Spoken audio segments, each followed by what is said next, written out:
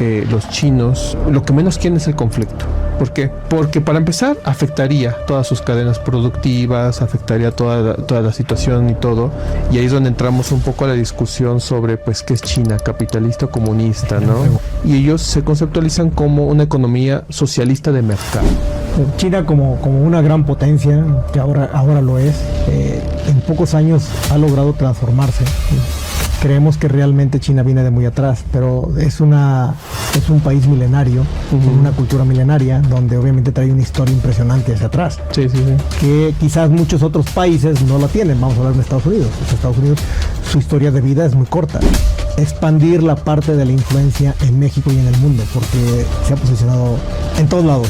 Saben entender las culturas, sí. Y eso es algo muy bueno. Creo que a veces a nosotros nos falla mucho entender esas culturas. El saber que si vas a otro país hay que tratar también de entender la cultura. Lee un poquito y trata de quedar bien con su cultura, no nada más quieras que entiendan la tuya.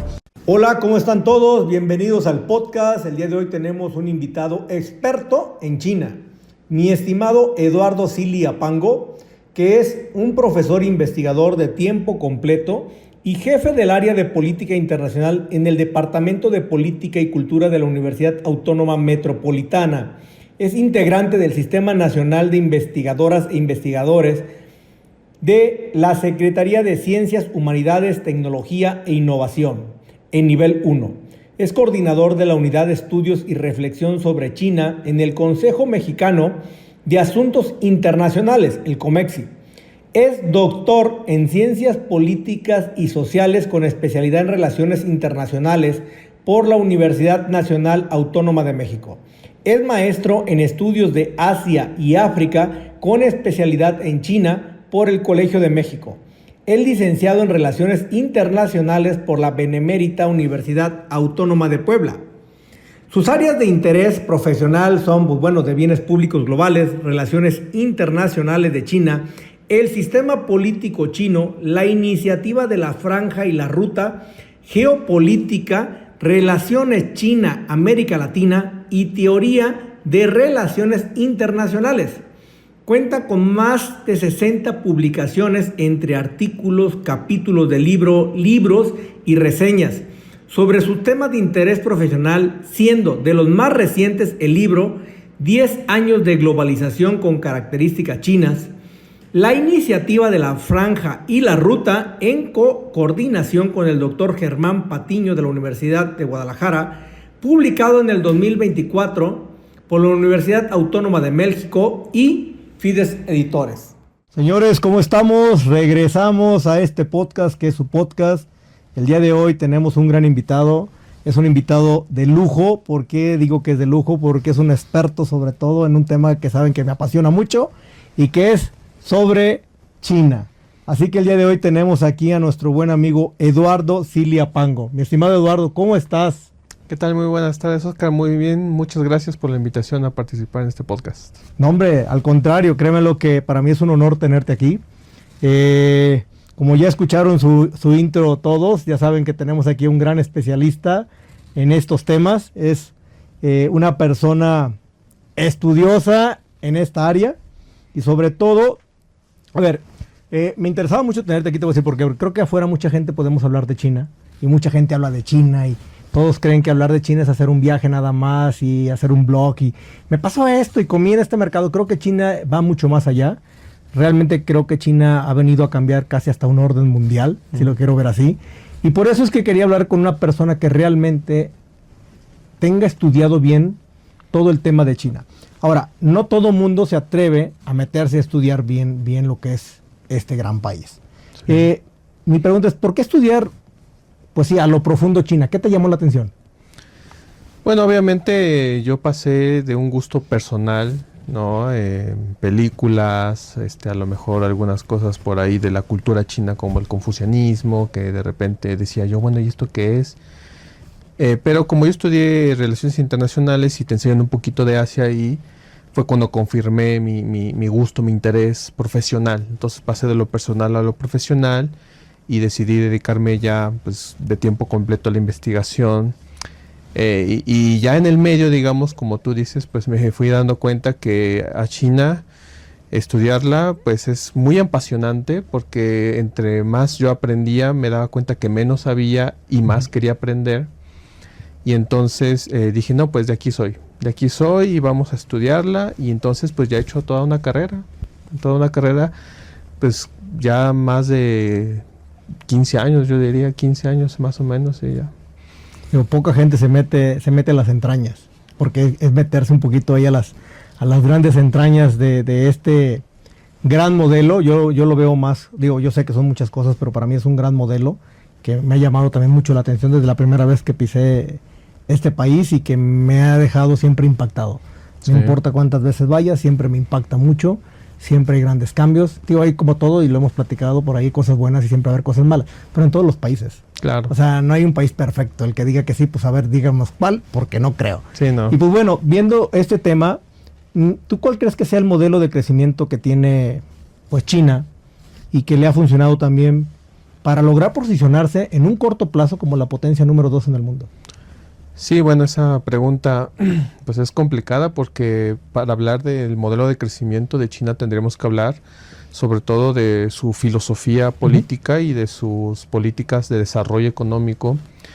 Y ahí es donde entramos un poco a la discusión sobre, pues, ¿qué es China? ¿Capitalista o comunista? ¿No? Pregunta. Esa es la pregunta que ya se hizo el profesor Barry Naughton, uno de los grandes estudiosos de la política económica China-Estados Unidos.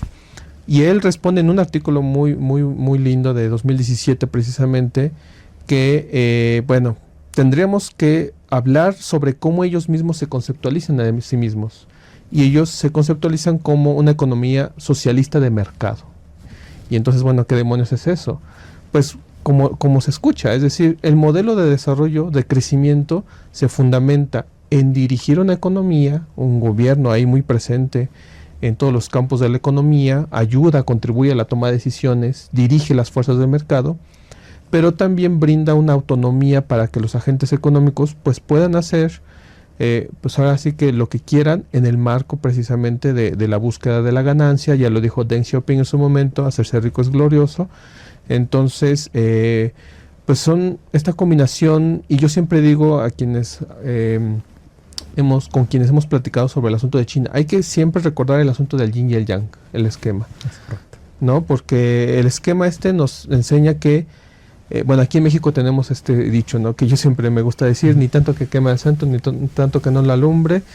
Así son los chinos, o sea, no se van a los extremos, van en el justo medio. De hecho, pues es una filosofía, una doctrina confuciana, el justo medio o la medianía, y me parece que en eso se fundamenta su modelo de crecimiento, en no llevar a la radicalidad o el libre mercado total, pero tampoco planificación económica total, sino una combinación de estos elementos, y les ha funcionado, me parece que muy bien.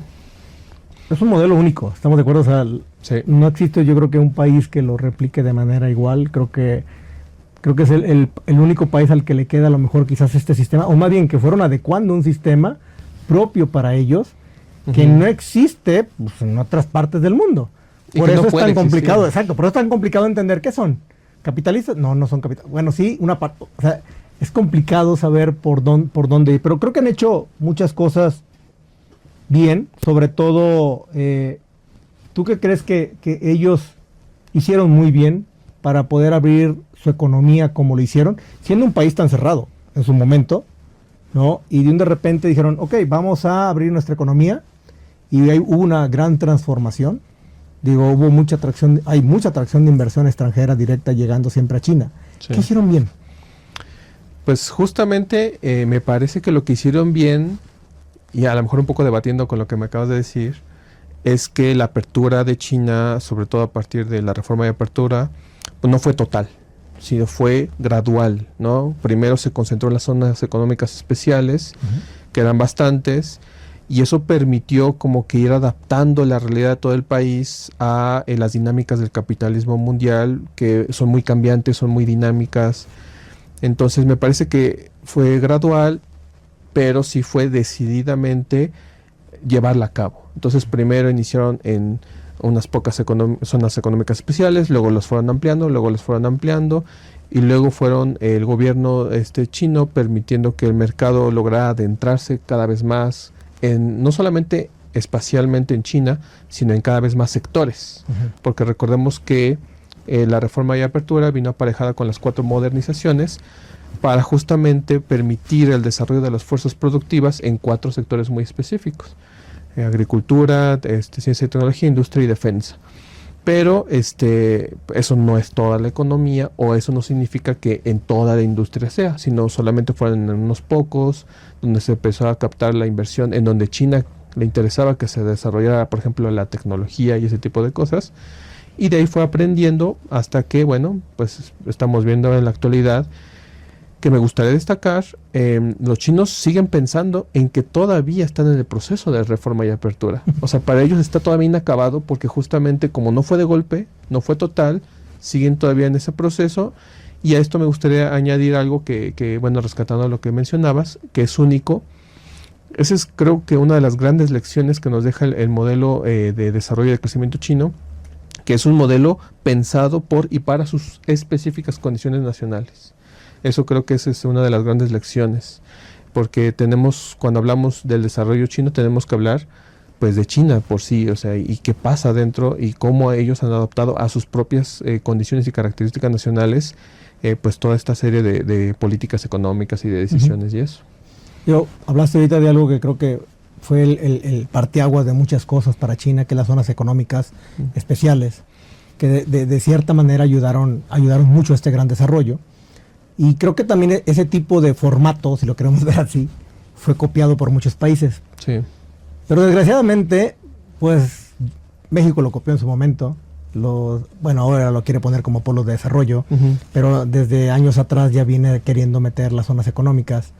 Pero la verdad es que nosotros no lo hemos encontrado. ¿Estamos de acuerdo? O sea, creo que no es nada más es copiarlo. Creo que sí, como tú lo dijiste, hay que saberlo adaptar.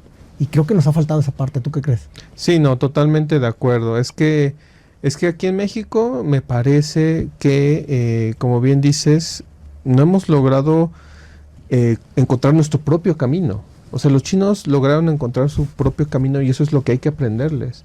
Pero nosotros, o sea, bueno, la economía mexicana es capitalista o bueno, sigue las leyes del modo de producción capitalista, pero me parece que difícilmente podríamos hablar de un capitalismo mexicano. Sí, podemos hablar de un capitalismo chino, definitivamente. Tiene condiciones, rasgos muy particulares, pero ¿dónde está el capitalismo mexicano? Y si existe, si pudiésemos hablar de ese, ¿cuáles serían sus rasgos? ¿Cuáles serían sus dinámicas? Me parece que ahí es donde tenemos pues una gran oportunidad, pero bueno, como bien lo dijiste, no hemos podido encontrar ahí el hilo del asunto. China como una gran potencia, que ahora lo es, en pocos años ha logrado transformarse. Y creo que desde que se adhirió a la Organización Mundial de Comercio, creo que fue 2001 más o menos. 2001, sí. Pues la verdad es que ha venido demasiado acelerado. Era la potencia número 4 en ese entonces. Y le tomó muy poco tiempo, menos de 10 años, poder estar y ser la potencia número 2. Aquí, por ejemplo, ¿tú crees que China ahora, con lo que está haciendo y con lo que ha hecho, ha cambiado el orden mundial? Sí, sin duda. Yo considero que sí. Pero bueno, aquí también me gustaría compartir una idea, que es un poco la tesis que manejan algunos historiadores económicos como Angus Madison, que en realidad China está retornando a un lugar que siempre ocupó. Es decir, algunas estimaciones, algunos estudios consideran que Asia en lo general y China en lo particular, desde el siglo I hasta el siglo XVIII, ostentaron el 60% de la riqueza mundial. Entonces, el que China esté como que posicionándose a nivel estructuralmente, como lo acabas de decir, como el país número 2, la potencia número 2, sería más bien que está regresando a un lugar que siempre ocupó, porque en Asia de por sí las dinámicas han sido muy productivas, muy aceleradas. Recordemos la histórica ruta de la seda.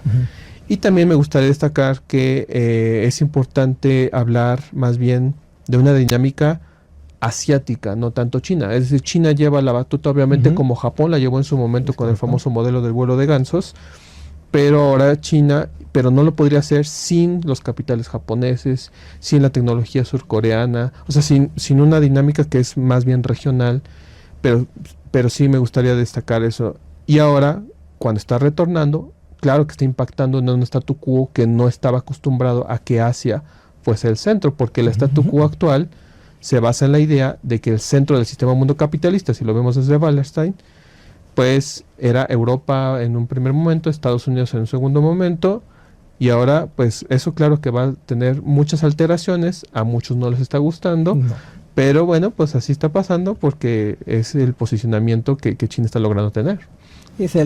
Digo que es el nuevo orden mundial, pero fíjate que dijiste algo que no lo había pensado, pero que ya me pusiste ahorita justamente a regresarme en el tiempo y a pensar que, como dices tú, es que es el nuevo orden, está regresando más bien a lo que era antes.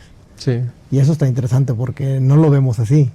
Creemos que realmente China viene de muy atrás, pero es un país milenario, con una cultura milenaria, donde obviamente trae una historia impresionante hacia atrás. Sí. Que quizás muchos otros países no la tienen. Vamos a hablar de Estados Unidos. O sea, Estados Unidos, su historia de vida es muy corta. Sí, siglo XVII y ya. Y de ahí partimos, porque todos fueron migrantes y obviamente empezó a crearse Estados Unidos. Pero China, no. O sea, los países asiáticos son los milenarios. No, bueno, también los europeos, pero creo que eso es lo que lo hace también interesante, y el saber cómo empiezan a meterse, o más bien, no a meterse, ya se metieron al juego. Creo que son varios países interesantes en Asia, que sus modelos económicos son excelentes, o sea, son muy buenos, que ya los quisiéramos muchos países, ¿no? Así es. Pero a ver, hay algo interesante, que con este nuevo modelo, China, al final de cuentas, terminó siendo un país con muchos pobres. Sí. Muchísimos pobres. Pero, híjole, yo siempre digo, ¿cómo le haces para sacar 800 millones de personas de la pobreza?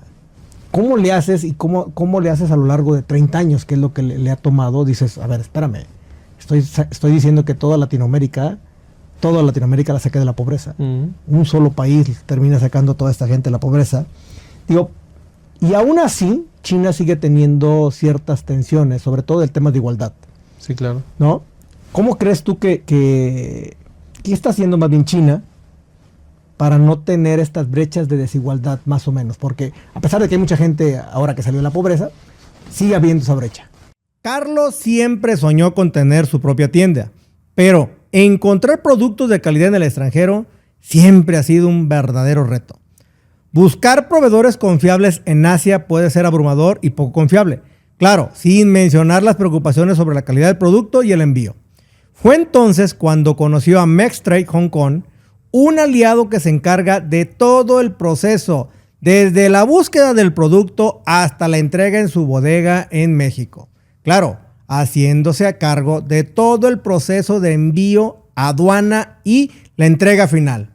Si quieres saber cómo Carlos hizo su proyecto realidad, envía un mensaje a @mex.trade, y repito, @mex.trade en Instagram.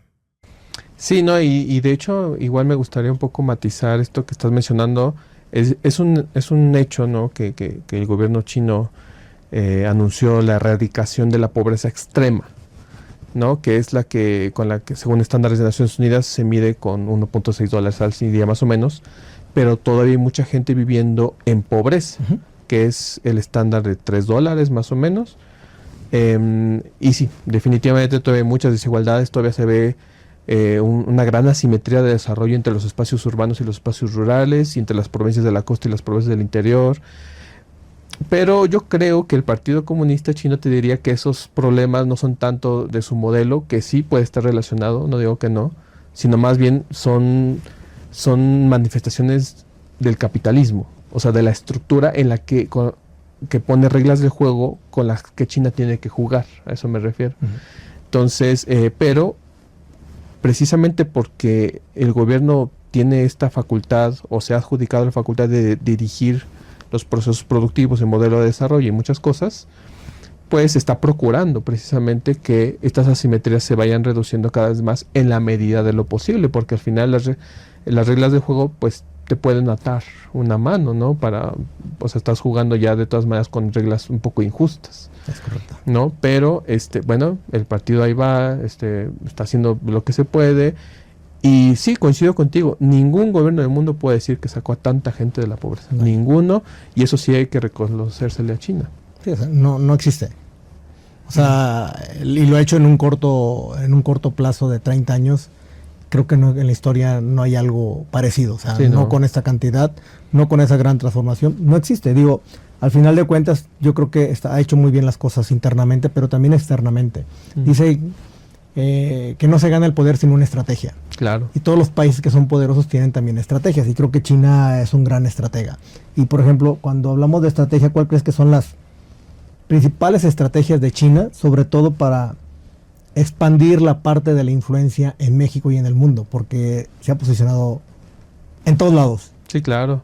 No, y es que tiene que posicionarse en todos lados porque al final, y los mismos chinos lo dicen, ellos dependen del mundo tanto o más incluso de lo que el mundo a lo mejor podría depender de China, ¿no? Que en algún momento se le consideró como la fábrica del mundo. Entonces, pero pues al final los chinos no han querido posicionarse como a lo mejor otras potencias capitalistas u otros países en el pasado se han posicionado, que ha sido a partir de una política más agresiva, de una política imperialista o de una política... No, los chinos no van por ahí. Algunos han conceptualizado la presencia de China, por ejemplo, en África o en la misma América Latina como neodependentista o neoimperialista. Ahí están los debates. Pero me parece que lo que sí podemos decir es que los chinos no vienen con ánimos de crear conflicto. Para ellos existe un valor que es hasta confuciano, que es el valor de la armonía, y eso implica que las cosas que están interactuando estén pues lo mejor posicionadas posibles para poder obtener el mejor resultado posible o el mejor beneficio posible para las partes. Entonces, ¿cómo se ha posicionado? Pues ahí hay un importante elemento de lo que en relaciones internacionales conocemos como el famoso poder suave o el poder lenitivo, es decir, esta capacidad de hacer que el otro haga lo que yo quiero que haga, pero sin forzarlo a que lo haga, sino convenciéndolo de que está en su interés hacerlo. Eso me parece que es lo que ha hecho China básicamente, y para eso pues tiene una gran maquinaria diplomática y una gran capacidad para ejercer la diplomacia y ejecutar sus estrategias, que también, por cierto, me parece no tienen muchos otros países, ¿no? Tan solo un ejemplo: todos los diplomáticos o casi todos los diplomáticos que vienen de China aquí a México saben hablar un perfecto español, y no solo eso, te citan literatura mexicana, te citan clásicos mexicanos, están al día, y eso, pues, algunos actores aquí lo aprecian. Es como, oye, claro. ¿cómo te estás enterado de esto? O ¿a poco sí conoces a Juan Rulfo? O sea, son cosas así que a lo mejor, pues, ellos no reciben tanto de nuestra parte, ¿no? Pero lo hacen precisamente con este objetivo es que estoy interesado en ti, en tu cultura, en tu historia, en todo, porque quiero acercarme a ti. Me parece que eso es una manera muy inteligente de diplomacia, que no todos los países hacen y que le ha servido a China, porque por algo ya se convirtió en el primer socio comercial de todo el mundo, ¿no? Sí, ese es justamente el tema. O sea, la verdad es que las estrategias que emplean ellos son muy difíciles de descifrar porque no te das cuenta. Cuando te das cuenta ya entraron hasta la cocina de tu casa. Sí. O sea, eso es justamente lo que acabas de decir. No es coercitivo. Es de, ¿me dejas entrar o entro? No, o sea, Sí, es alguien que se va ganando la confianza, se va metiendo, y cuando acuerdas, chíngale, ya lo tengo hasta adentro, ¿qué hago ahora? Ese es un gran problema ahora, porque creo que está pasando, no nada más en México, creo que también, bueno, principal problema con Estados Unidos ahora, Sí. Pero al final, como tú lo dices, es alguien que se ha venido ganando las cosas. Ya digo, y lo vuelvo a repetir, o sea, saben entender las culturas. Sí. Y eso es algo muy bueno. Creo que a veces a nosotros nos falla mucho entender esas culturas. El saber que si vas a otro país hay que tratar también de entender la cultura. Lee un poquito y trata de quedar bien con su cultura, no nada más quieras que entiendan la tuya. Y justamente ahí en el tema de las culturas, ¿tú cómo visualizas la convivencia cultural entre China y México, siendo a veces tan diferentes, pero que al final de cuentas terminan acoplándose? Sí, claro. Fíjate que, bueno, yo soy de la idea de que culturalmente China y México no son tan diferentes como podríamos considerar. O sea, sí están lejanos, porque al final, pues, bueno, están del otro lado del Pacífico y bueno, pero me parece que compartimos mucho más cosas de lo que podríamos pensar, pero que esa cultura compartida está invisibilizada por muchos factores geopolíticos, ideológicos, lo que tú quieras, ¿no? Ejemplo, el culto de los ancestros, ¿no? O sea, allá hay toda una ceremonialidad de culto a los ancestros. A lo mejor sí lo tratan diferente, pero el punto es que los ancestros viven, permanecen, son parte de nuestra historia. ¿Y aquí qué tenemos?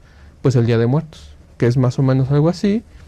O sea, la familia permanece, vive, permea. Entonces, por ejemplo, también la gastronomía, ¿no? Hay una parte, sobre todo del centro-sur de China, que la gastronomía es muy similar a la mexicana porque, por ejemplo, utilizan mucho picante, Sí. ¿no? Entonces es como, bueno... Sí, eso sí. Y compartimos esa situación, ¿no? O sea, entérense que también allá se come picante, a lo mejor no se sabía, pero como que no se tiene justo esa conciencia y otras cosas. Yo, por ejemplo, soy de Puebla y allá en Puebla tenemos la talavera, que la talavera es básicamente una réplica autóctona de la porcelana Ming y ya se formó parte de nuestra identidad y eso lo tenemos en común.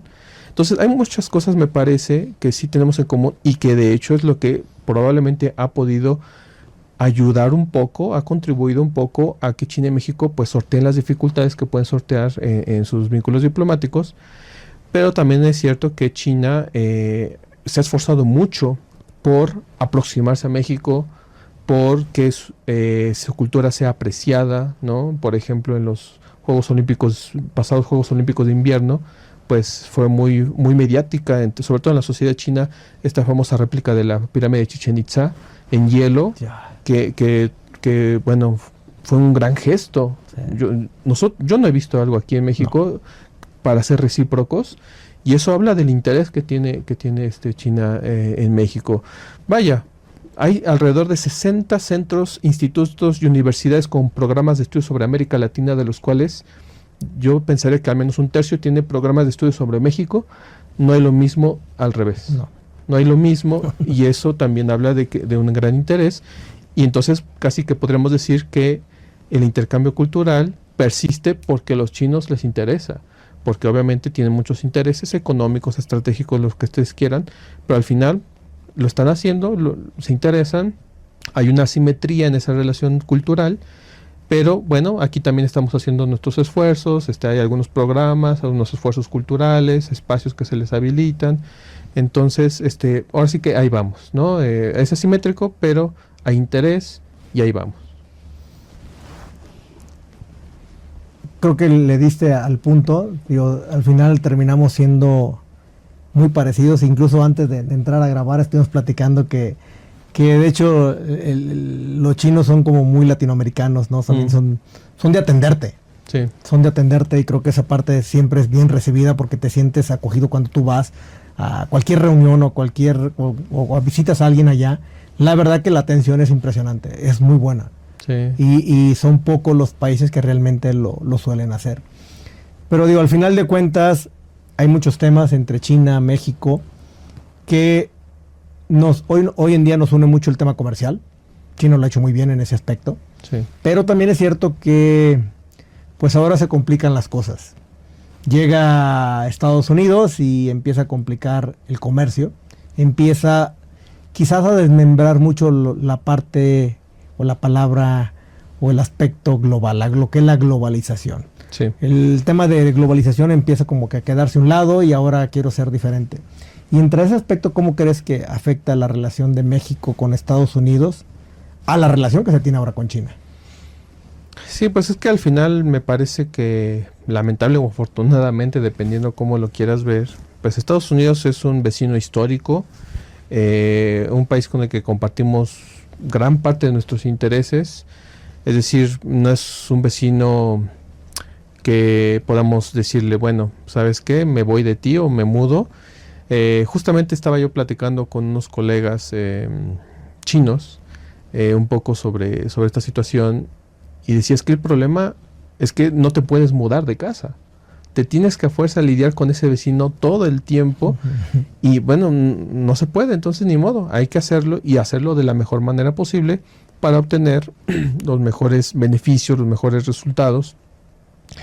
Pero dependiendo los intereses que se articulen en la élite política estadounidense, pues puede haber afectaciones a nuestras relaciones con China, como ya lo ha habido. Pero también, bueno, al menos yo soy optimista y considero que China y México, un poco lo que estábamos platicando, ¿no? Pues han podido sacar la mejor relación posible dadas las condiciones difíciles que existen, porque hay interés de ambos, hay interés de China y de México, y pues la idea, que al menos me parece de México, pues me parece que llevar la fiesta en paz, porque también a México no está en sus intereses reducir la relación con China a cero, así como tampoco está en sus intereses reducir la relación con Estados Unidos a cero. Y entonces, si Estados Unidos presiona para reducir nuestras interacciones con China, pues lo vamos a hacer en la medida en que no afecte a los intereses y viceversa, ¿no? Aquí la diferencia, me parece, es todo el asunto que tiene que ver con el trato diplomático. Estados Unidos, sobre todo ahora durante la gestión de Trump, ha tenido un trato diplomático muy agresivo, donde sí nos ha hecho demandas muy, muy importantes. Y bueno, el gobierno mexicano, pues me parece que en la medida de sus capacidades ha podido sortear muy bien el asunto y no hemos llegado al punto de quiebre, y eso me parece un éxito diplomático, porque podría darse el otro escenario, correcto, no podría darse y no se ha dado, y eso me parece que sí es importante destacar. Y qué bueno que lo tocas, yo coincido mucho contigo, creo que México se ha comportado a la altura, creo que México ha hecho muy bien las cosas en el tema diplomático, ni cargarse un lado ni cargarse el otro, creo que ha estado aguantando como debe de ser, sin tomar partido de uno ni del otro, o sea, creo que hasta ahí vamos bien, pero también creo que hacia el lado de China, incluso desde el primer gobierno de Trump empezó a golpearlo mucho y empezó a poner mucho el tema de aranceles, incluso llegó Biden y lo mismo, llegó a ponerle aranceles, unos aranceles que hoy quitaron toda la industria eléctrica prácticamente a Estados Unidos, 100% a los autos, a los paneles solares y todo lo que tiene que ver con chips y muchos aranceles. Al final de cuentas, hoy otro arancel extra para todos los productos. Y me queda claro que al final tiene que haber hay una afectación directa a lo que es la fábrica del mundo, que es China. ¿Estamos de acuerdo? Y esta afectación es, pues, obviamente, en una desaceleración y una deuda que tiene que también tener para poder aguantar. Y si a eso le sumamos que llegó la pandemia, pues bueno, hizo otra mella también importante en todo esto. ¿Cómo crees tú que se está enfrentando, China está enfrentando todos estos desafíos prácticamente económicos actuales que tiene, ¿no? Sí, bueno, para responder a esa pregunta, me parece que para empezar está tratando todo esto con mucha paciencia, porque el mismo presidente Xi Jinping ha dicho que es importante tomar decisiones con la cabeza fría, porque si uno lo hace en el ánimo o brinda una respuesta emocional, pues a lo mejor los resultados no serán tan idóneos, ¿no? Entonces, y además me parece, ya en términos de políticas económicas, se está buscando alternativas, ¿no? Una de ellas, la platicábamos, pues es fortalecer el mercado interno. Se estipula que el mercado chino, digamos, el mercado consumista, pues va a incrementar de 250 a 400 millones de consumidores en los próximos 15, 20 años.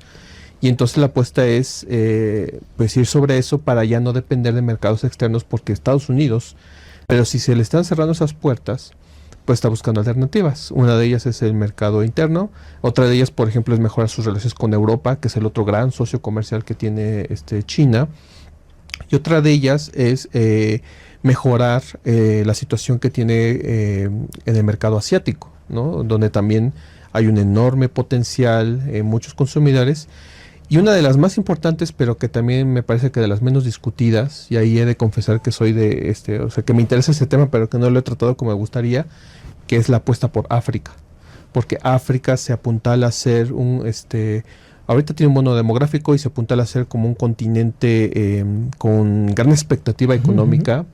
Hay muchos países africanos que están creciendo a doble dígito y China está invirtiendo en ese mercado. Está invirtiendo en infraestructura, en desarrollo de fuerzas productivas, en talento humano y toda esta situación. Entonces yo creo que ahí también ese es como un poco la apuesta.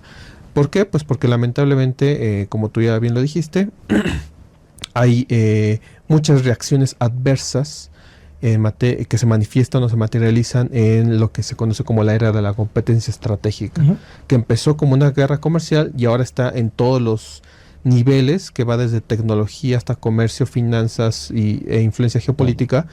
Entonces China me parece, o sea, es consciente y dice, bueno, pero ¿cuáles son mis alternativas? Y está fortaleciendo sus relaciones en otros ámbitos, porque bueno, pues eso es lo que hay que hacer, ¿no?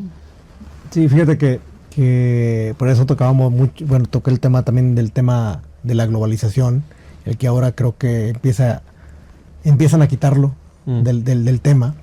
Y creo que cuando empieza todo el mundo, vamos, sobre todo hablando de China, que empiezan a cerrarles un poquito las puertas con tema de que bloqueos de aranceles y cuotas y todo lo demás, tú ves a un China más, no nacionalista, porque al final de cuentas tiene una apertura de mercado, pero sí como más regionalista, en el aspecto de que voy a saber quiénes van a ser mis compas ahora y a quiénes les voy a vender. Hablando un poquito del tema que comentabas de África, y el tema importante, que es el tema de los BRICS. Claro, sí. Pues a lo mejor no tan nacionalista, pero sí tratando de articular o proyectar una identidad distinta de la usual, ¿no? Yo, por ejemplo, rescataría un poco esta identidad de los BRICS, que está asociada al tema de la fomento de la multipolaridad, ¿no? Que también es un tema que el gobierno chino recurre constantemente, es decir, China critica un poco la concepción hegemónica o de la unipolaridad, ¿no?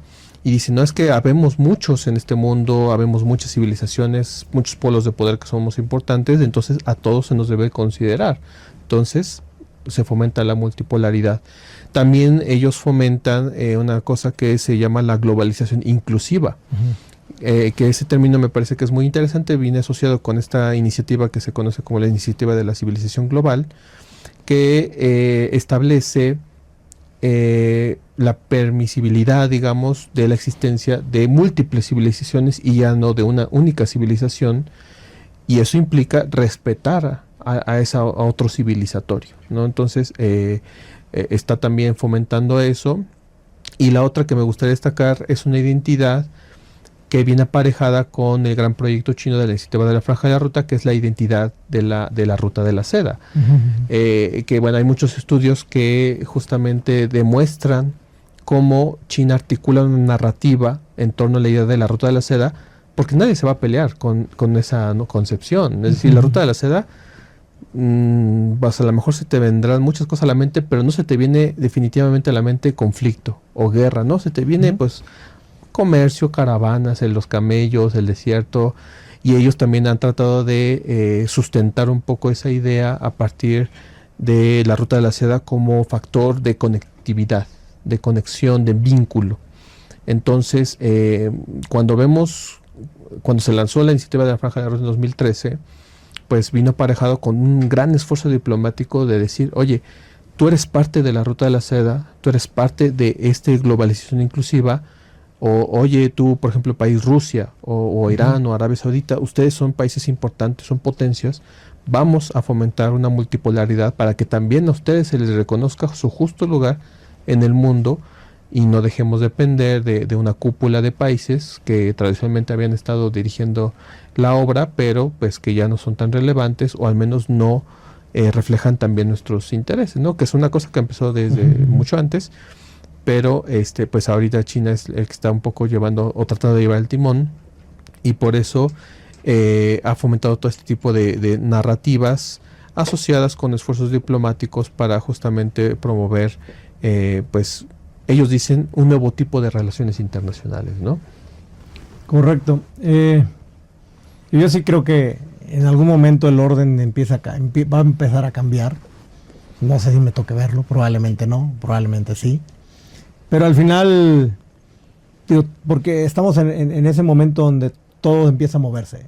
No sabemos hacia dónde va a irse. Tenemos un cambio estructural, tenemos un cambio incluso en el tema comercial también. Y justamente hay un tema que siempre ha predominado, o que está en la plática de todo el mundo, y no nada más hablo de México, sino el mundo entero, y quiero saber ahí tu opinión. ¿Por qué China es tan barato? Porque China, bueno, en un primer momento me parece que era muy barato, y hay que decirlo así, porque en el ánimo del desarrollo de las fuerzas productivas, hubo una presión sobre los salarios. Entonces, o sea, básicamente, hay que decirlo así, hubo un fomento de explotación del trabajador chino. Ujú. Pero eso, la verdad, que evolucionó. Por ejemplo, en promedio ya el salario chino ya es mayor al mexicano, entonces ya eso ya no se están basando en eso para mantener a sus productos baratos, sino ahora, precisamente por el desarrollo de las fuerzas productivas, me parece que los productos chinos son baratos porque hay una gran capacidad de tecnología y sobre todo de innovación que explica por qué muchos productos que uno consideraría que podrían ser muy caros, en realidad son baratos, y es que el gobierno me parece que ha procurado dirigir políticas económicas justamente para que se desarrolle el talento humano a gran escala, la tecnología, la innovación, y haya esfuerzos focalizados en explorar nuevos nichos de mercado y todo este tipo de cosas. Y además también que hay fomento de mucha competencia, pero competencia regulada, no competencia atroz como se pensaría en el libre mercado. Yo pongo el ejemplo siempre que platico de este tema, pongo el ejemplo de la industria de los automóviles eléctricos, porque yo digo, bueno, aparte de Tesla en Estados Unidos, ¿qué otra gran marca ha desarrollado autos eléctricos a gran escala que no sea Tesla? Apenas las tradicionales marcas automovilísticas estadounidenses están explorando hacer autos eléctricos, pero el que se formó así fue solamente una, y eso habla de un monopolio en el mercado. Pero en China, justamente, el gobierno dijo, no, yo quiero que aquí haya 10 o 20 y que compitan precisamente para ofrecer el mejor producto al menor precio. Y ahorita que tenemos un montonal de marcas que uno dirá, bueno, no son tan buenas, a lo mejor no, pero ofrecen barato. Eso sí, entonces el auto eléctrico más barato del mercado es chino, ¿no? Entonces, y eso me parece que por ahí. Entonces, dependiendo del momento histórico, sería un poco la respuesta a esa pregunta de por qué es tan barato, pero definitivamente eso es planeado, es lo que quiero decir. ¿Por qué? Porque se deriva de la planificación económica que impulsó el Partido Comunista. ¿Y qué oportunidades ves tú que puede haber en la cooperación entre México y China? Pues puede haber muchas oportunidades. Justamente yo en un texto que publiqué en 2018, en un capítulo del libro, propongo que una de las grandes oportunidades en donde podría haber, por ejemplo, joint ventures famosas, es en la industria de las máquinas de procesamiento de datos, que son industrias emergentes, o al menos lo eran en ese entonces. Ahora me parece que China ya ha avanzado mucho y a lo mejor mi texto ya está un poco anacrónico, pero al menos México y China eran países que estaban fomentando esas industrias, que era una industria emergente en ese momento, 2018 más o menos, y que a lo mejor podíamos tener cooperación en ese sentido, porque otras industrias, como por ejemplo, vuelvo al caso de los automóviles eléctricos, pues a lo mejor ahí ya no, porque ya China se superposicionó. Sí. Entonces, tal vez podríamos aprovechar un poco ese mercado, pero ya para el desarrollo de nuestra propia industria, a lo mejor no. Pero hay otros, por ejemplo, semiconductores, que también es una industria emergente en China, y que hay una intencionalidad política de fomentar ese sector aquí en México. Entonces también a lo mejor por ahí podría ser. Obviamente me parece que una de las cosas que sí podemos y debemos aprenderle, sobre todo en este ánimo del fomento de los polos de desarrollo y del transísmico y todos estos proyectos de infraestructura para la conectividad, pues es definitivamente la logística, ¿no? Que es otro gran sector en el que China tiene mucho que enseñar y nosotros tenemos mucho que aprender. Y bueno, finalmente me parece donde sí podemos también cooperar mucho es en materia de infraestructura, porque en China bueno, hay capital, hay intenciones, hay experiencia, y aquí hay necesidad. O sea, China prácticamente está moviendo 35% del comercio mundial. Sí. Un solo país. Un solo país. Un solo país. 35% del comercio mundial. Digo, para ponerlo en un contexto y que toda la gente nos entienda, México movió 8.5 millones de teus. China mueve 300. O sea, Estados Unidos mueve 60 millones en todos sus puertos. Todo. Sí. China 300. India mueve 38 millones. Sí. O sea, no hay un punto. O sea, como país nos lleva años. Sí.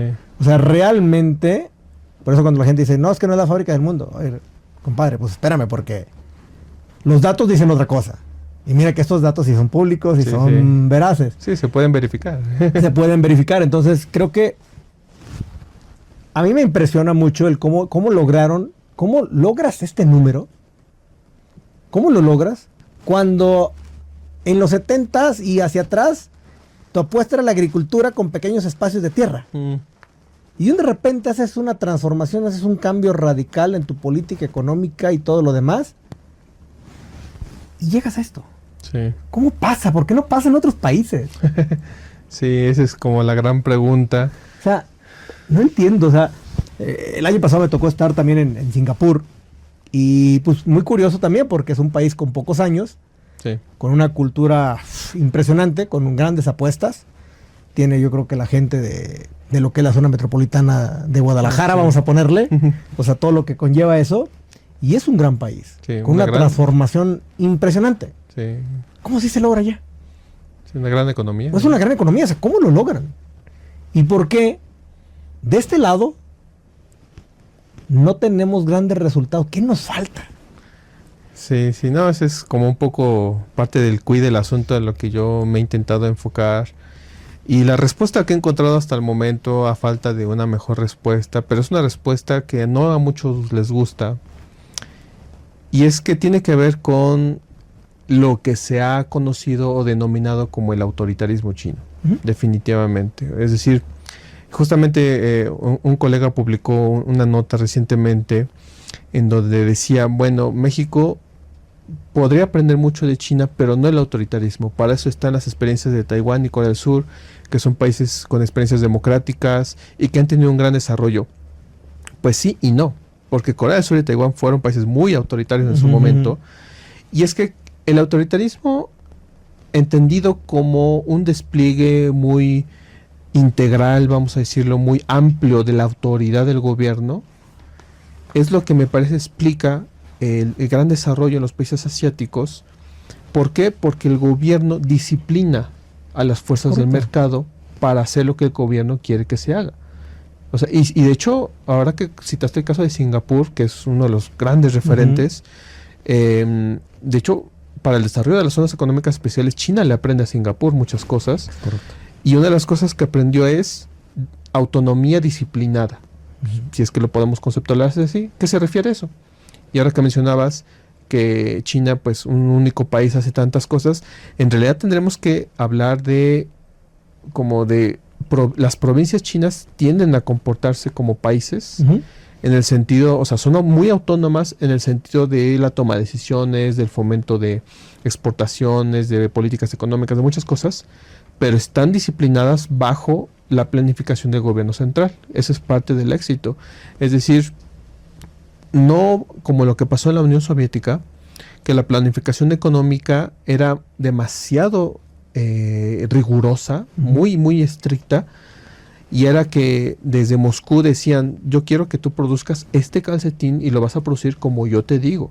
No, en China no pasa eso. Hay una planificación central, pero le dicen al agente económico, yo quiero que produzcas ese calcetín y mi meta es vender 100 calcetines al final del mes. ¿Cómo le vas a hacer? Ese es tu problema. Sí. Tú dime lo que quieres que haga. Exención de impuestos, órale, pero lo tienes que hacer. ¿Cómo le vas a hacer? Ese ya no me voy a meter.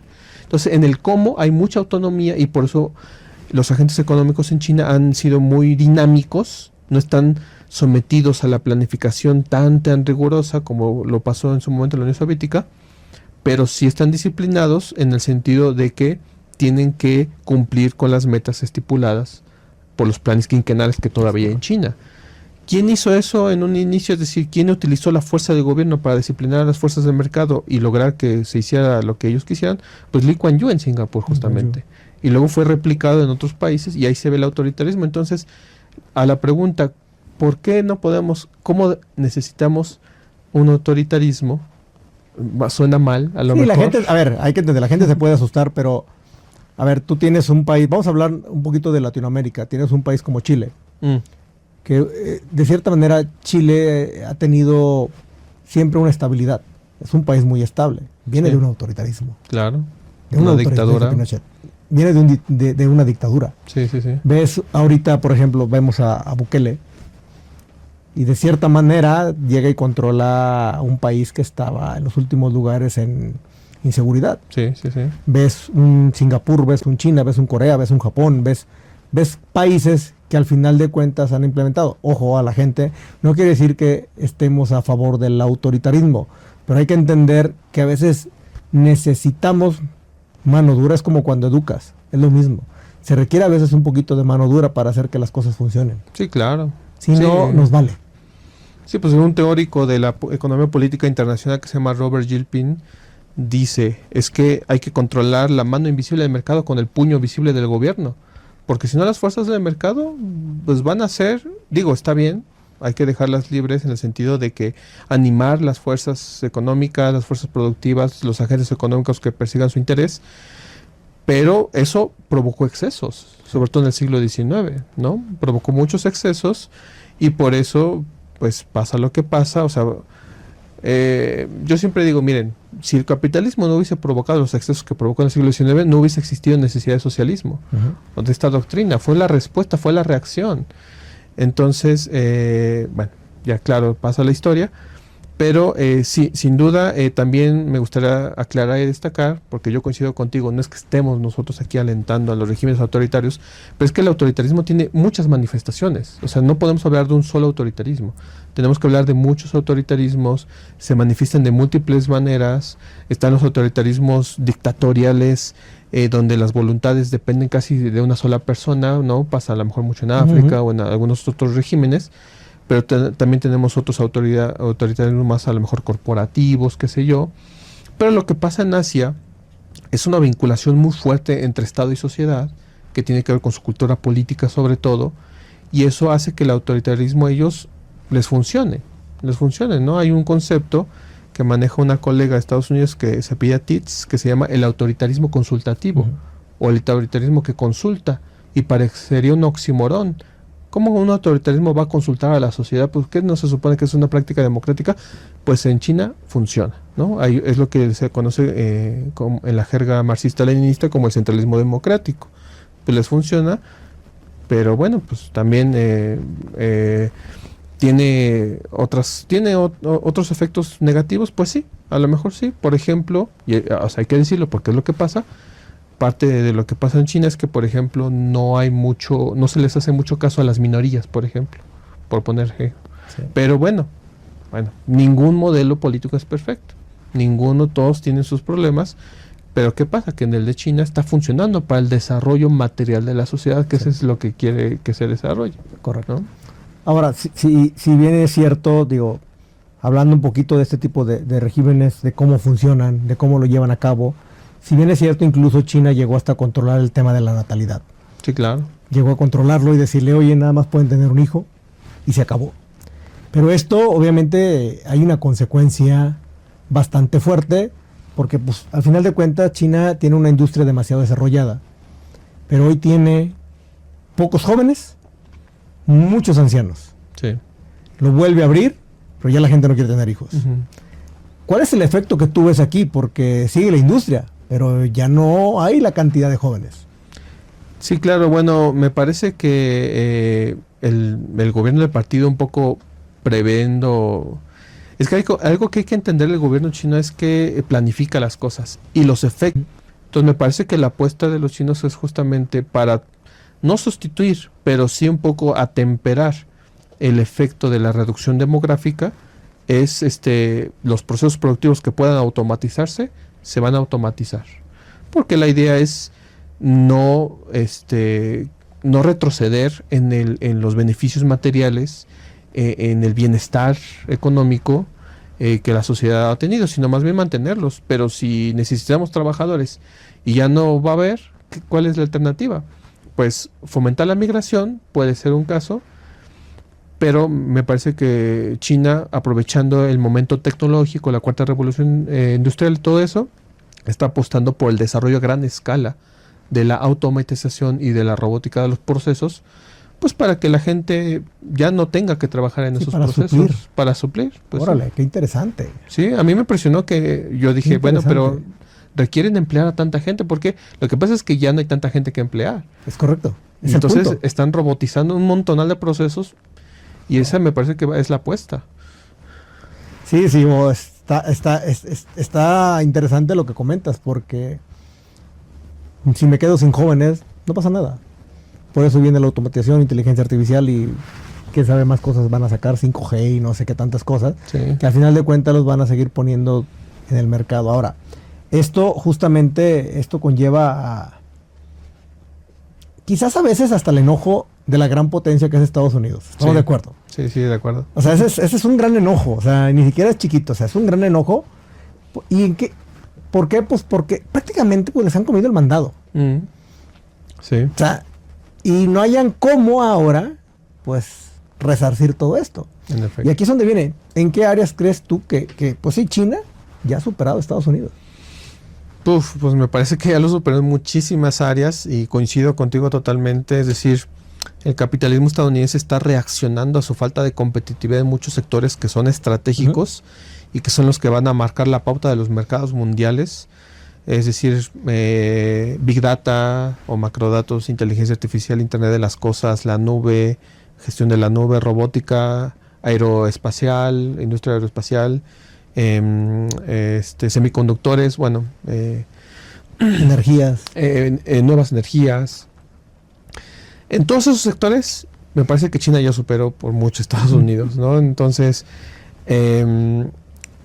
Estados Unidos, más que poner aranceles, debe de poner a trabajar su industria. Qué buena está esa, ¿eh? Esa está buena, justamente. Porque, a ver, está el pleito tan grande que hasta en cosas que nosotros creemos que son banales, pero a veces no son tan banales. Y justamente es aquí donde quiero entrar, porque hasta donde se considera libre mercado, porque ambos pelean que no son, que China pelea que Estados Unidos no es de libre mercado, y ahí obviamente Estados Unidos pelea que China no es de libre mercado. Y te voy a decir por qué. Ok, vamos a poner el caso de TikTok.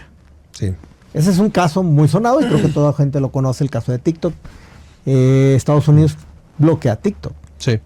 Incluso se quedó un día sin TikTok. Sí. Ahorita tiene un periodo de gracia, vamos a ponerlo, pero a final de cuentas, dice China, es que Estados Unidos no está considerando el libre mercado, cuando deberíamos de estarlo considerando. Y yo me pregunto, sí es cierto, pero también, si yo lo veo por el otro lado, y digo porque y creo que a ti también te ha pasado, cuando llegas a China, tú llegas y tú no puedes utilizar ninguna plataforma de Estados Unidos. Sí. Tú no puedes utilizar ni Instagram, ni Facebook, ni WhatsApp, ni Google, ni LinkedIn y muchas otras aplicaciones más. Entonces yo digo, a ver, porque yo, si algo tengo que hacer cuando llego a China es subirme al tren chino. ¿Qué quiere decir eso? Güey, tu WeChat y si no un VPN para empezar a desbloquear todo, ¿no? Sí. Entonces yo digo, a ver, ¿qué es el libre mercado entonces? ¿Quién pelea un libre mercado? ¿Quién está bien, quién está mal? Sí, no, esa es, me parece que la pregunta del millón, porque es que precisamente toda esta narrativa y doctrina asociada al libre mercado es lo que un gran autor que escribió este libro de la Gran Transformación de 1944, que se llama Karl Polanyi, dicen es que no se ha fomentado una teoría económica, sino un credo liberal, él le llama. Y ese credo te fomenta la creencia de que tú tienes que creer en el mercado, en el libre mercado, pero ¿qué es el libre mercado? Pues eso es un poco preguntarse, pues es que ¿qué es Dios? O sea, es un poco preguntarse eso y no tiene sentido porque pues todo el mundo va a tener su propia versión y si peleas, los católicos dicen una cosa y los protestantes dicen otra, lo mismo exactamente aquí. Entonces, esa vez que el gobierno chino dijo, es que oye, ¿por qué prohíbes TikTok? Debes de fomentar el libre mercado. Los estadounidenses respondieron un poco con lo que acabas de decir. Es que tú no permites que, por ejemplo, se utilicen los servicios de Google, ¿no? Pues sí, pero bueno, el libre mercado está en función casi de la soberanía de los países, que esa es la estructura política en la que estamos viviendo. Entonces, es la pregunta, y yo creo que es una pregunta que no tiene respuesta. ¿Qué es el libre mercado? El libre mercado me parece está en función de los intereses de los países que pueden hacer algo al respecto, dictar ciertas normas, poner reglas del juego. Y entonces, más que el libre mercado, tenemos que hablar de un mercado regulado, desde que nació, ¿no? O sea, para mí, el libre mercado es una utopía, nunca ha existido. Es como, ¿qué es verdad? Pues la verdad no es absoluta, siempre va a ser relativa, Pues depende sí. de quién la esté diciendo y depende de quién la crea. Yo creo que es muy similar aquí, Sí. digo, porque sí creo que hay, de los dos lados hay ese poder de decir, bueno, a ver, tú me bloqueas eso, yo te bloqueo el otro, ok, pero entonces, ¿qué está bien? Y la verdad es que solamente internamente sabrán qué es lo que está bien, qué es lo que está mal. Pero Sí. hoy, pues sí, hay una afectación, sobre todo para los consumidores de todo este tipo de servicios. Digo, para nadie tampoco, la gente que está muy acostumbrada a esta gran plataforma que es TikTok, la red social, pues a final de cuentas hay una afectación, porque incluso hay mucha gente que recibe ingresos por esa plataforma. Claro, sí. O sea, hay emprendedores dentro de la plataforma que serían afectados.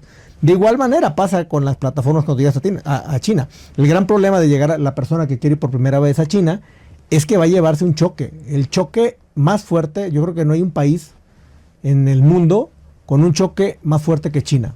¿Por qué?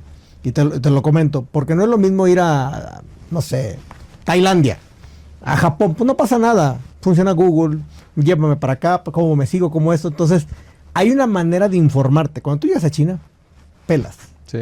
O sea, y cuando hablo pelas, porque no puedes abrir Baidu, porque no le vas a entender. Entonces, desde ahí ya bailaste. Entonces, ¿qué hago? Entonces, realmente estás en las manos de Dios. Sí. Llévame a donde sea. Sí, pues sí.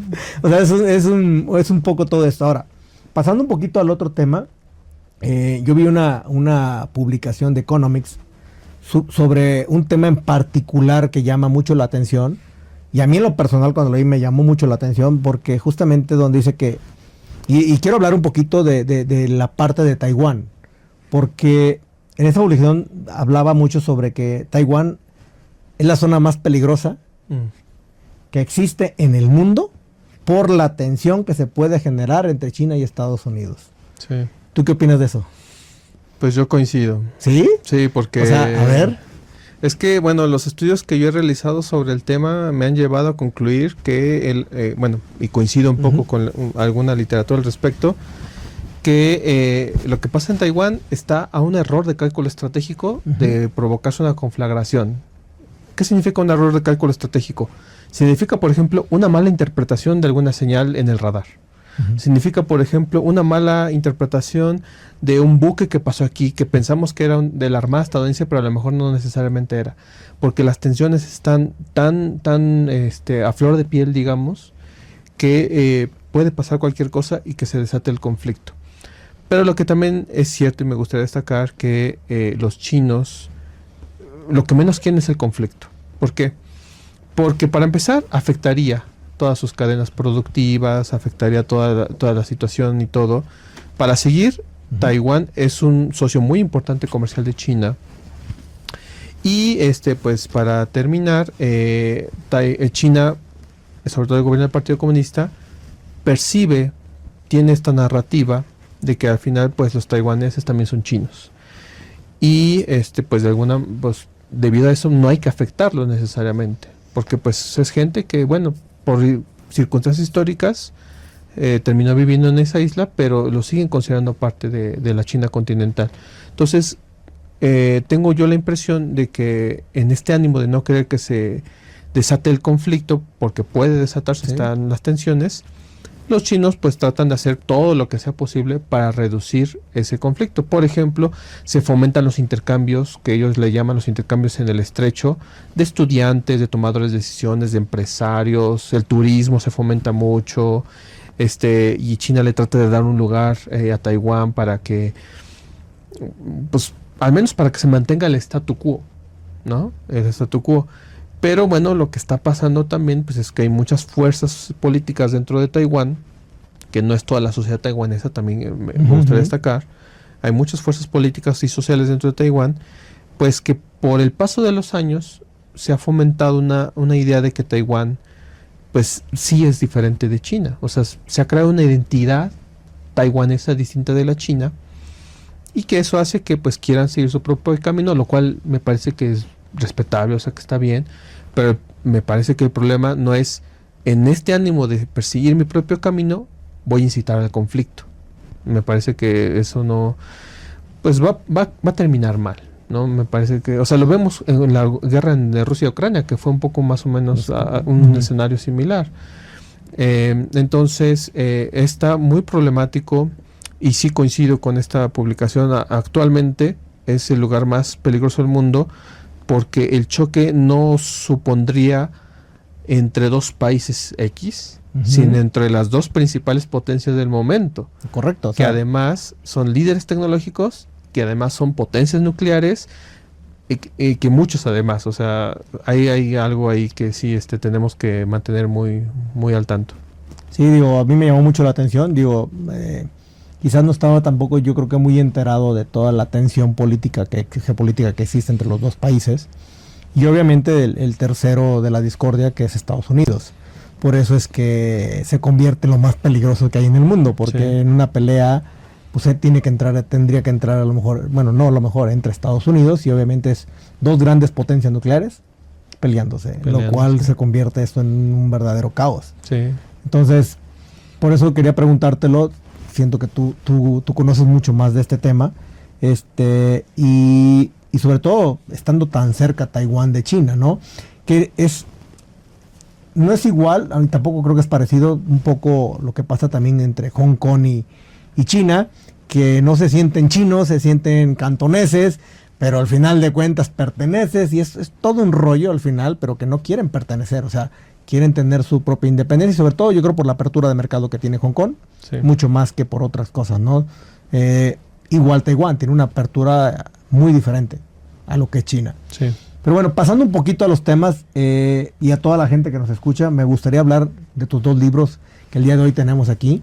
Son dos grandes libros, justamente platicando era cuál era primero, y me dice Eduardo, es que casi salieron al mismo tiempo los dos. Entonces, no sé si nos pudieras platicar un poquito de tus dos libros.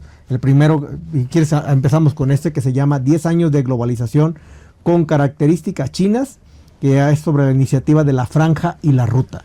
Sí. Que nos explicaras un poquito de esto, creo que la gente también nos gustaría saber qué es la iniciativa de la Franja y la Ruta.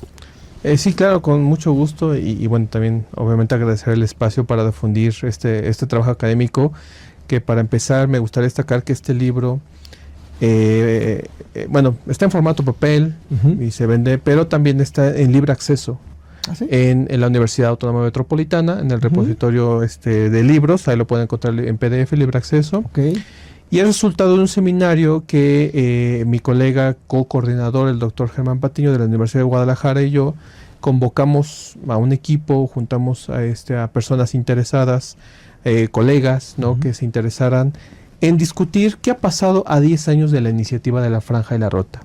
Ahora, ¿qué es la iniciativa de la Franja y la Ruta? Pues este gran proyecto empezó como un proyecto de conexión a partir de la construcción de infraestructura, lanzado por primera vez por Xi Jinping en julio de 2013, y que se ha convertido en un gran proyecto geopolítico que prácticamente ya abarca todo el mundo. Y ¿cuál es la estrategia o la intención que tiene China al lanzar este proyecto geopolítico? Pues simplemente, movilizar capitales. Okay. ¿Por qué? Porque tenía un excedente de capital en ese momento y requería posicionarlo para trabajarlo, digamos. 2, para mejorar la conexión en infraestructura. ¿Por qué? Porque lo detalla un reporte del Banco Asiático de Desarrollo. En 2011 se requería una inversión de trillones de dólares en infraestructura para poder superar las trampas de desarrollo.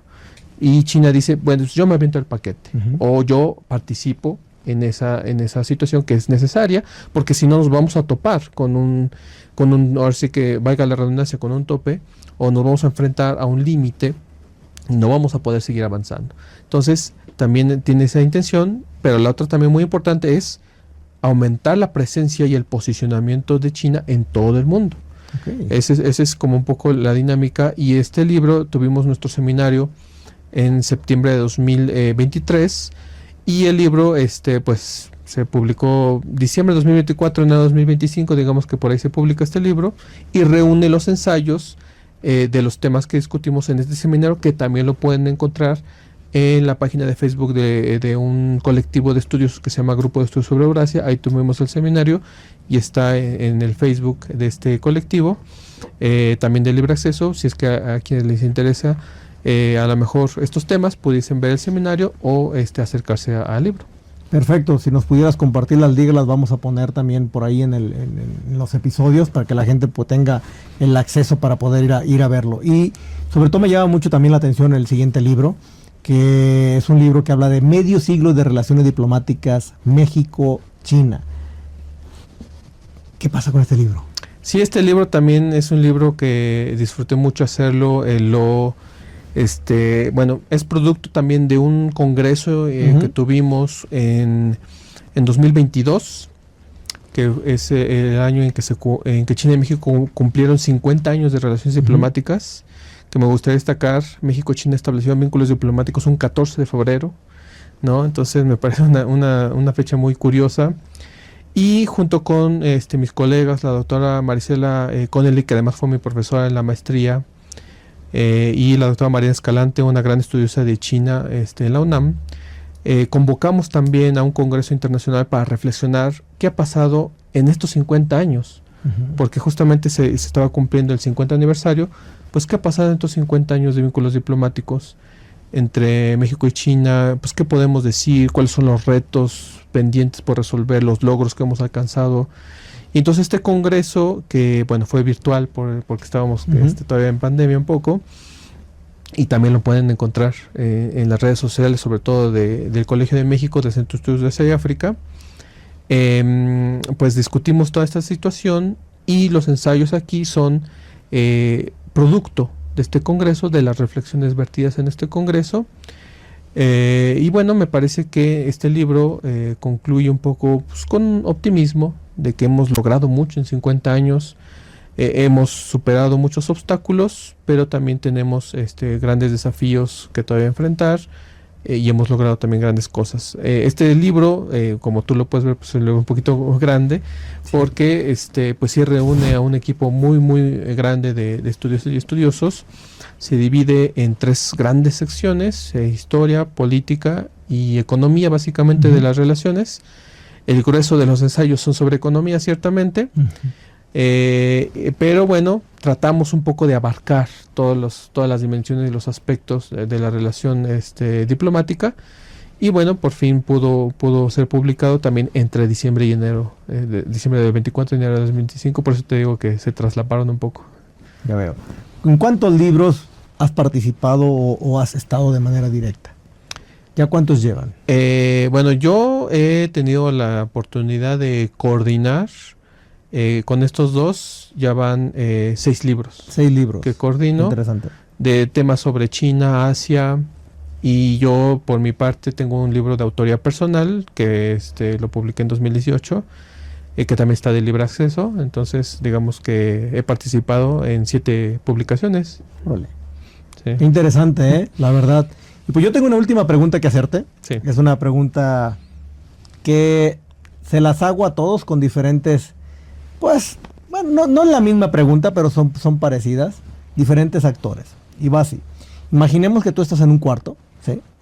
A solas, con el presidente Xi Jinping.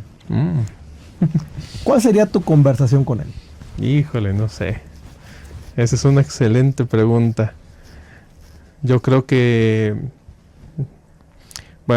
estaría un poco intimidado, porque para mí el presidente Xi Jinping es una figura muy importante, no solamente para la política china, sino en general, cultural y socialmente para China y bueno, para el mundo. Y aparte me parece que es una persona que impone respeto, pero a la vez confianza. Y yo creo que lo primero que sería saludarle y decirle, pues, así que gracias, porque al final parte del desarrollo del mundo se lo debemos un poco a China, porque China ha podido suministrar muchos productos de los que, por ejemplo, México se ha alimentado para su propio desarrollo. Y pues a lo mejor le preguntaría muchísimas cosas. Ahorita se me viene a la mente demasiadas cosas que le preguntaría, pero probablemente la más importante sería preguntarle a Xi Jinping cuál es la China que él espera dejar para la posteridad.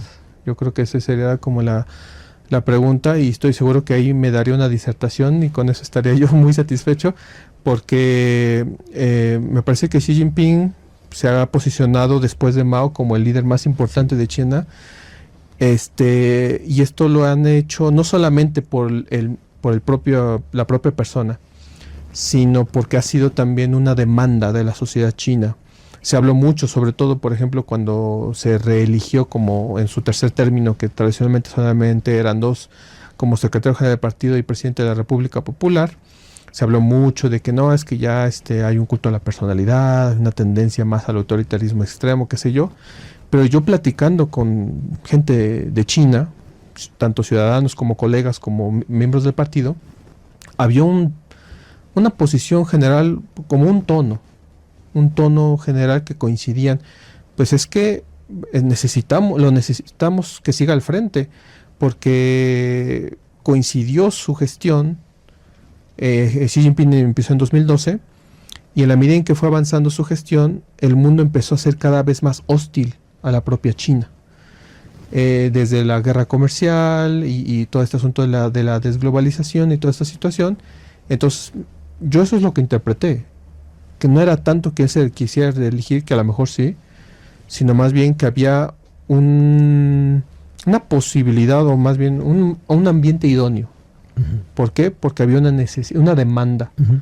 social, política, cultural, de que el estilo de liderazgo que él tiene se mantuviera para que China pudiese enfrentar los momentos. Entonces, yo creo que esa es la pregunta, porque él es la persona que ha incidido justamente en la China actual, que es la que yo estudio, y yo eso le preguntaría, y a lo mejor muchas otras cosas más, pero no sé, yo creo que me intimidaría mucho por su presencia. Es alguien, yo creo que, como tú dijiste, en una persona te puede dar miedo, te puede dar mucho respeto y te puede dar mucha confianza. Sí. Todo eso te lo puede dar esa figura, de manera particular, porque es alguien que siempre está, vamos, creo que, híjole, no es como por ejemplo un Trump, ¿no? Que es, sabes que puedes venir todo, pero Xi Jinping siempre se mantiene muy recto, muy como esas, muy estoico, exactamente. Sí, es la palabra correcta. Ahí la dijiste. Pues mi estimado Eduardo, yo quiero agradecerte por haber aceptado esta invitación.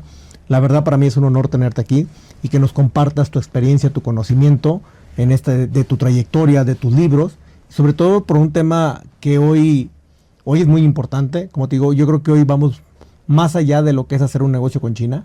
Creo que hoy hablar de la geopolítica es importante, por cómo se están moviendo los hilos en el mundo, por cómo puede cambiar incluso el rumbo del mundo, porque sí, hay que decirlo así, porque sí, y es algo, no es que pueda, está pasando. Claro. Ya está pasando, o sea, los líderes empiezan a cambiar, se empiezan a formar, o probablemente terminamos con otros tipos de líderes, una Alemania débil ahora, cuando antes era la potencia en Europa. Entonces, creo que las cosas se están moviendo, y sí, agradecerte porque nos compartes de tu conocimiento de cómo ves tú esta nueva China, esta nueva era, ¿no? Así que pues agradecerte y también invitarlos a toda la gente a que lo vayan a seguir. Por ahí está muy activo en LinkedIn, que es donde es tu principal red. ¿Estás en alguna otra red social? Pues de hecho estoy en TikTok también. Ah, pues miren, por ahí los vamos a estar etiquetando tanto en TikTok, Instagram y todas las que tenga, para que también lo vayan a seguir. Creo que es importante y que todos sepan también que hay algo más de hacer negocios con China. Creo que hay mucha tela de dónde cortar de qué es China. Así que, mi estimado, muchas gracias por aceptar esta invitación. No, al contrario, para mí fue un placer y un gusto. Muchísimas gracias también por el espacio. Pues ya saben, señores, si les gusta este episodio, no se les olvide, denle también, si lo estás viendo en YouTube, denle a la campanita, vayan a seguirnos también. Y la otra, pues si están en Spotify o están en Apple o están en la de Amazon, en la que ustedes quieran, pues no sean gachos. También síganos por ahí. Así que muchas gracias. Nos vemos en el siguiente episodio. Saludos. Carlos siempre soñó con tener su propia tienda, pero encontrar productos de calidad en el extranjero siempre ha sido un verdadero reto. Buscar proveedores confiables en Asia puede ser abrumador y poco confiable. Claro, sin mencionar las preocupaciones sobre la calidad del producto y el envío. Fue entonces cuando conoció a Mextrade Hong Kong, un aliado que se encarga de todo el proceso, desde la búsqueda del producto hasta la entrega en su bodega en México. Claro, haciéndose a cargo de todo el proceso de envío, aduana y la entrega final.